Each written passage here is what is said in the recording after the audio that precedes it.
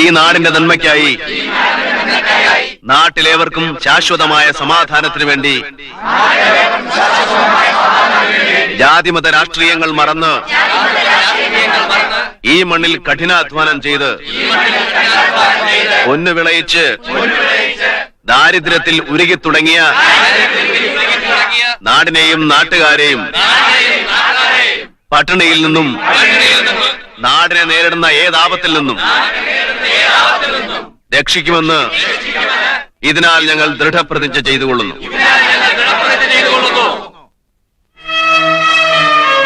ആയിരപ്പറ സിന്ദാബാദ്, ആയിരപ്പറ സിന്ദാബാദ്, കർഷക സംഘം സിന്ദാബാദ്, ആയിരപ്പറ സിന്ദാബാദ്.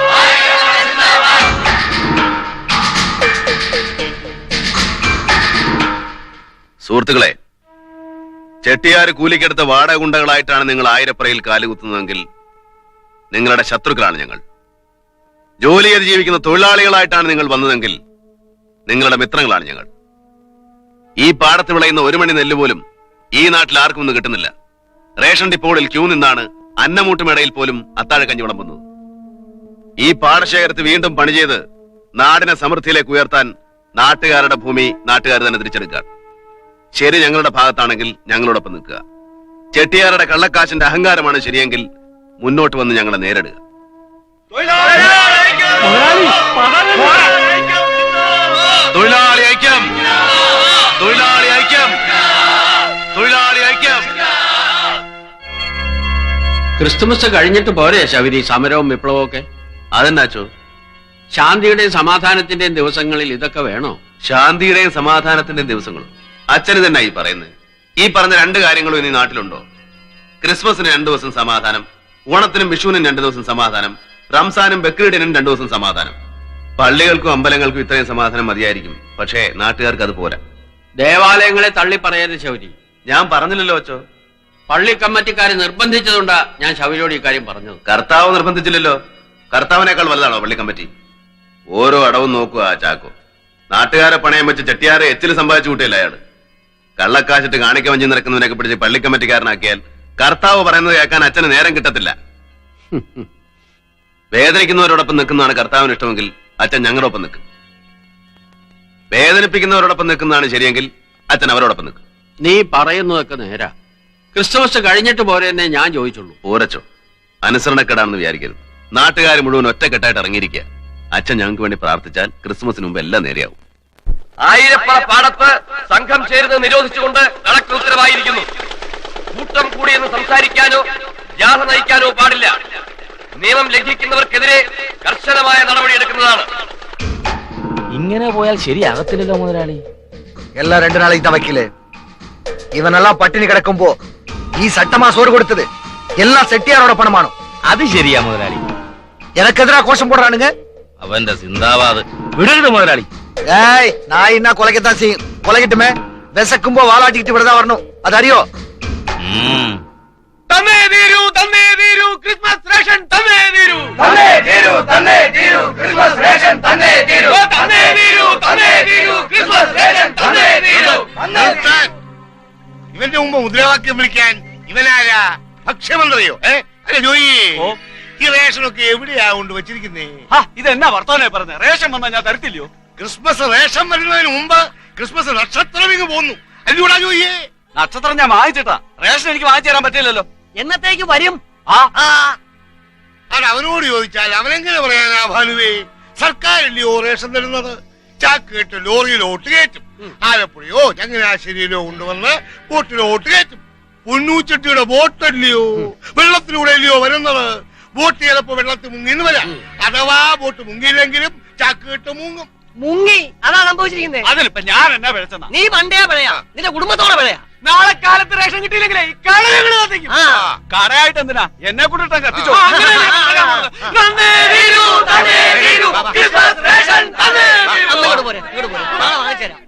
എന്റെ ശൗരിച്ചായ ക്രിസ്മസാ, നമുക്ക് പട്ടിണി കിടക്കാം. വീട്ടുകാരെ പട്ടിണി കിടാൻ പറ്റിയല്ല. ആണ്ടിലൊരിക്കലാ വീട്ടിലൊരു ചിരിയും സന്തോഷമൊക്കെ. അതും കൂടെ ഇല്ലാതായാലും എല്ലാ ആവേശവും പോകും. അരിയും ഗോതമ്പും പഞ്ചാരയൊക്കെ വന്നിട്ടുണ്ട്. നമ്മളെ തോപ്പിക്കാൻ വേണ്ടി ഒതുക്കി വെച്ചിരിക്കുക ചെട്ടിയാര്.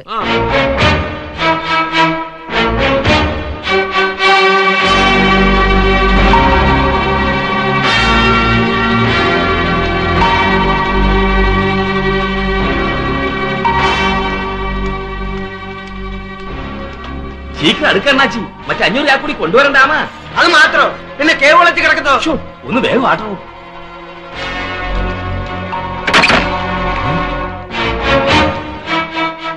വക്കീലേ, കൊപ്രാപ്പരെ റേഷനരി അല്ലേ? അടിക്കലാമാരെ. വരട്ടെ വരട്ടെ, നിക്ക് നിക്ക്. ഞങ്ങളുടെ കൂടെ വേറെ ഒരാളുകൂടെ ഉണ്ട്.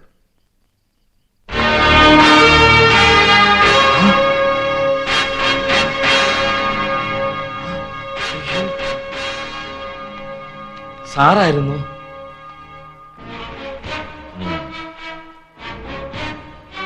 ആ ചെട്ടിയാർ അവിടെ ഉണ്ടോ?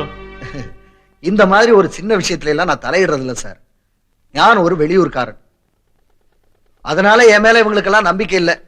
கிறிஸ்துமஸ்க்கு ஒருபாடு நாள் உண்டല്ലോ. அதனால அரிசி எல்லாம் கெட்டு போகாம இருக்கட்டுமேன்னு நம்ம கூடல்ல வச்சிருந்தேன். കഴിഞ്ഞതൊക്കെ പോട്ടെ. ചെട്ടിയാര് പറഞ്ഞത് മുഖവിലേക്കെടുക്കുന്നു.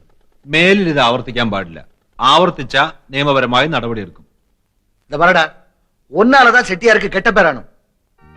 ഞാനാകുന്നു ജീവന്റെ അപ്പം. ഞാൻ സ്വർഗത്തിൽ നിന്നിറങ്ങി വന്ന അപ്പമാകുന്നു.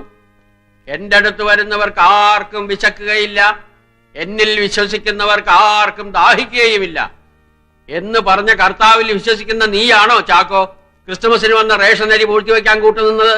അച്ഛൻ അവിടെ ഇരി. ഇത് പള്ളിയല്ല, ബൈബിളിന്റെ കാര്യം പറയാൻ. പള്ളിക്ക് മാത്രമായിട്ടൊരു ബൈബിൾ ഇല്ല ചാക്കോ, ഖുറാനും ഇല്ല. അല്ലേ ബഷീർ സാറേ? കൈമളദ്ദേഹം പറഞ്ഞാട്ടെ, പൂജാമുറിയിൽ വായിച്ചു തീർക്കാനുള്ള 2 പുസ്തകങ്ങൾ മാത്രമാണോ രാമായണവും ഭഗവത്ഗീതയും? ഒരിക്കലും അല്ല അച്ഛൻ. അപ്പൊ ദൈവവചനങ്ങൾ ദേവാലയങ്ങളിൽ മാത്രം പൂഴ്ത്തിവെക്കുന്ന നീയൊക്കെ അരിയല്ല, ദൈവങ്ങളെ വരെ പൂഴ്ത്തിവെക്കാൻ പഠിക്കില്ല. ഒത്തു കിട്ടിയാൽ മറിച്ച് വിൽക്കുകയും ചെയ്യും. ചെട്ടിയാരെ, ആയിരപ്പറ പാടം കൃഷിക്കാർക്ക് തിരികെ വിട്ടുകൊടുക്കണം. തിരികെ കൊടുക്കണമെന്നുണ്ടെങ്കിലേ മുതലാളിയുടെ കയ്യിൽ നിന്ന് നാട്ടുകാർ മേടിച്ച കാശ് പലിശ സഹിതം തിരിച്ചു കൊടുക്കണം. ചെട്ടിയാരുടെ കയ്യിൽ നിന്ന് നാട്ടുകാർ കാശ് വാങ്ങിച്ചതിന് രേഖയുണ്ടോ? ഉണ്ടല്ലോ. ദേ, ഇതാണ് രേഖ. പ്രോമിസറി നോട്ടുകൾ. ഒന്ന് കാണട്ടെ. ഇത് അന്യായമാണ്.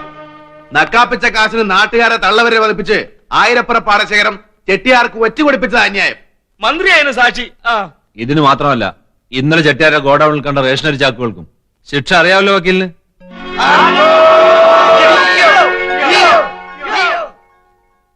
ചെട്ടിയാരെ, നമുക്കൊരു തീരുമാനത്തിലെത്താം.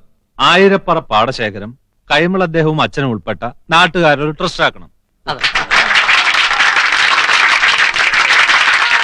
ഒന്നിച്ച് കൃഷി ചെയ്യുക. ഒരു അരിക്കച്ചവടക്കാരൻ എന്ന നിലയ്ക്ക് നാട്ടിൽ നിന്ന് അരി വിലക്കെടുക്കാനുള്ള സ്വാതന്ത്ര്യം ചെട്ടിയാർക്ക് നിഷേധിക്കരുത്. കർഷക സംഘം സിന്ദാബാദ്.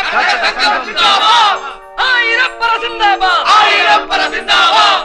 ആയിരപ്പറ സിന്ദാബാദ്. ആയിരപ്പറ സിന്ദാബാദ്. ஏறிப்போடி உள்ள. അളിയ, പ്രായമായ ഒരു പെണ്ണ് ഈ വീട്ടിലുള്ള കാര്യം അളിയ മറക്കരുത്. ഇപ്പൊ അങ്ങനായോ? ഇപ്പോഴെങ്കിലും ഒന്ന് ഓർപ്പിച്ചല്ലോ. ആ മാപ്പിള ചെറുക്കൻ എന്തിനാ എപ്പോഴും ഈ വീട്ടിൽ കയറി ഇറങ്ങുന്നത്? കേറി ഇറങ്ങാൻ വേണ്ടി. നാട്ടുകാർ അതുമിതും പറഞ്ഞു തുടങ്ങി. അവരെന്തെങ്കിലും പറഞ്ഞോട്ടെ, നിനക്കെന്നെ? എന്തെങ്കിലുമല്ല, അവൻ ഈ വീട്ടിൽ കയറി നടക്കുന്നതിനെ പറ്റിയാ പുറത്ത് സംസാരം. അളിയ, ചോദിക്കാനും പറയാനും ആരും ഇല്ലാന്നാകരുത്. എന്തു വേണേ പറഞ്ഞു നടന്നു. എന്നോട് ചോദിക്കാൻ ഈ പടിക്കകത്ത് കയറരുത്. വന്നേ പോകാം.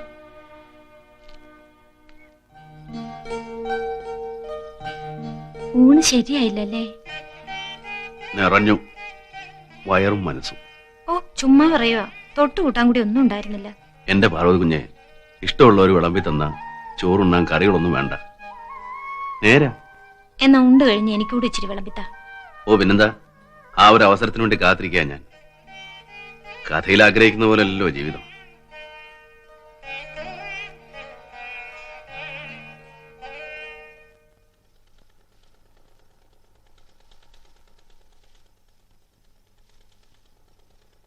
ആയിരപ്പറ കാലനാട്ട് വേണമെന്നാ എല്ലാരും പറയുന്നേ. മുടങ്ങിപ്പോയതല്ലയോ? മുടക്കം മാറ്റി ആയിക്കോട്ടെ ആയിരപ്പറ ട്രസ്റ്റിന്റെ ആരംഭം. എല്ലാവരുടെയും ഇഷ്ടം അതാണെങ്കിൽ അങ്ങനെ തന്നെ ആയിക്കോട്ടെ. ഇത് പറയാനാ ഞാൻ ഇങ്ങോട്ട് വന്നേ. അമ്മ ഉറങ്ങിയോ പാർവതി കുഞ്ഞെ? ഞാനങ്ങോട്ട് പോവാ, കാലത്തെ വരാം.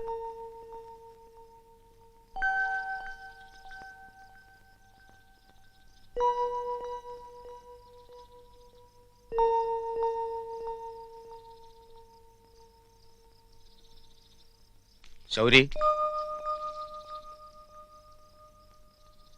നിന്നോട് ഒളിച്ചു വെക്കാൻ എനിക്കൊന്നുമില്ല. പറയുന്നത് നന്ദികേടാണെന്നും അറിയാം. എന്താ കൈമളത്തെയും പറഞ്ഞാട്ടെ. മോളും നീയും തമ്മിലുള്ള അടുപ്പം ലേശം കൂടുന്നില്ലേ എന്ന് എനിക്കൊരു പേടി. ബന്ധുക്കളെല്ലാം ശത്രുവാളയത്തിലാ, അറിയാവല്ലോ. പറയാൻ എന്തെങ്കിലും നോക്കിയിരിക്കുക അവര്. നമ്മളായിട്ട് വിഷയമൊന്നും ഉണ്ടായി കൊടുക്കരുത്. നീ ഇവിടെ വരരുത് എന്ന് എനിക്ക് ഒരിക്കലും പറയാൻ പറ്റത്തില്ല. നീ വരുന്നുകൊണ്ട് ഈ വീടിന് ചീത്തപ്പേരുണ്ടാവരുത് കുഞ്ഞ്. മനസ്സിലായി. സ്വന്തം ഒന്നോർത്ത് വന്നു പോകുന്നതാ. ഈ മതിലും പടിപ്പരമൊക്കെ മറന്നുപോയി. അച്ഛൻ ശൗര്യോട് എന്താ പറഞ്ഞത്? നിങ്ങൾ തമ്മിലുള്ള അടുപ്പം കൂടുന്നു മോളെ. അതുകൊണ്ട് സൂക്ഷിക്കണമെന്ന് പറഞ്ഞു. എന്ത് സൂക്ഷിക്കണമെന്ന്? ഇപ്പൊ തന്നെ സംസാരമായിട്ടുണ്ട്. എന്ത് സംസാരം? അങ്ങനെയൊന്നും ഉണ്ടാകാൻ പാടില്ല മോളെ. എന്തുകൊണ്ട്? എന്നെ എന്താ അച്ഛൻ മനസ്സിലാക്കാത്തത്? ഒന്നും ഞാൻ പറഞ്ഞില്ല എന്ന് കരുതി ഒന്നും അറിഞ്ഞില്ല എന്ന് അച്ഛൻ അഭിനയിക്കരുത്. അച്ഛന്റെ മോളല്ല ഞാൻ. അച്ഛന്റെ മനസ്സല്ല എനിക്ക്. ഇഷ്ടപ്പെട്ടു പോയി, പാടില്ല എന്ന് പറയരുത്.